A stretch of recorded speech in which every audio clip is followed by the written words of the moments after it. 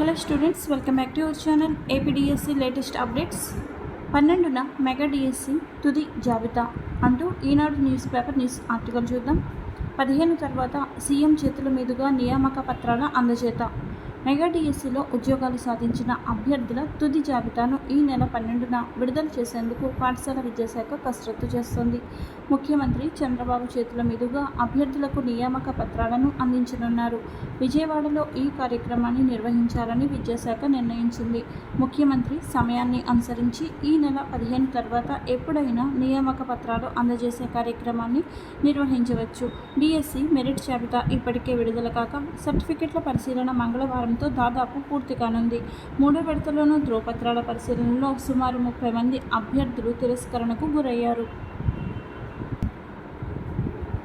వీరి స్థానంలో కొత్త వారిని ధ్రువపత్రాల పరిశీలనకు పిలిచి ప్రక్రియ పూర్తి చేస్తారు.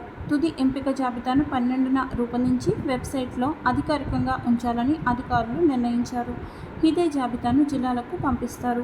మొత్తం 16,347 టీచర్ పోస్టుల భర్తీకి కూటమి ప్రభుత్వం ప్రకటన విడుదల చేయగా, దీనికి దరఖాస్తు చేసుకున్న అభ్యర్థులకు పలు విడతలుగా కంప్యూటర్ ఆధారిత పరీక్షను నిర్వహించారు. రిజర్వేషన్ రోస్టర్ ప్రకారం ఒక్క పోస్టుకు ఒక్క అభ్యర్థిని మాత్రమే ధ్రువపత్రాల పరిశీలనకు పిలిచారు. కొన్ని రిజర్వేషన్లకు సంబంధించిన పోస్టులకు అభ్యర్థులు లేకపోవడంతో, ఇతరత్రా కారణాలతో 700 వరకు పోస్టులు మిగిలే అవకాశం ఉంది. వాటిని వచ్చే డిఎస్సిలో భర్తీ చేస్తారు. ఏపీడిఎస్సి లేటెస్ట్ అప్డేట్స్ మీరు డైలీ తెలుసుకోవాలంటే వెంటనే మన యూట్యూబ్ ఛానల్ని సబ్స్క్రైబ్ చేయండి.